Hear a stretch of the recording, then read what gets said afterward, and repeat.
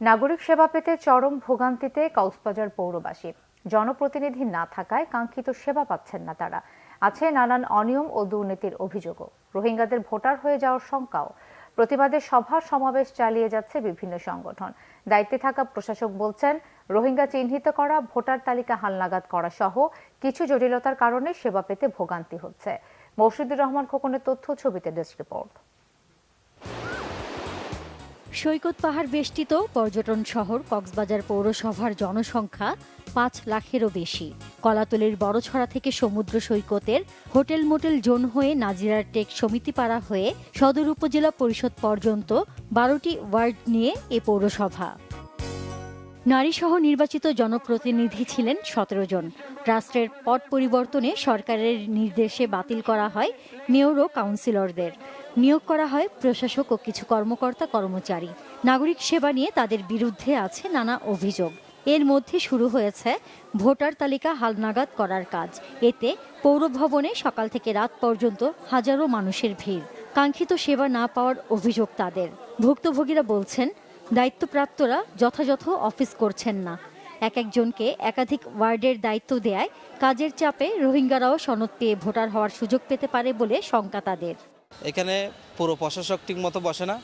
আমরা এসে বারবার ঘুরে যাই, কারণ ওনাকে না পেলে আমরা কিভাবে কাগজগুলো সিগনেচার নিব। যারা বার্মার মানুষ তারা টাকা পয়সা দিয়ে বুড়ার হচ্ছে। আমাদের যারা স্থানীয় আছে তাদেরকে প্রমাণ করতে হয় আমরা রোহিঙ্গা নয়। প্রশাসক নিয়োগ দেওয়া হয়েছে, তিনি নিয়মিত অফিস করেন না, যার কারণে কক্সবাজারের সাধারণ জনগণ হয়রানির শিকার হচ্ছে, ভোগান্তির শিকার হচ্ছে এবং নাগরিক সেবা থেকে বঞ্চিত হচ্ছে।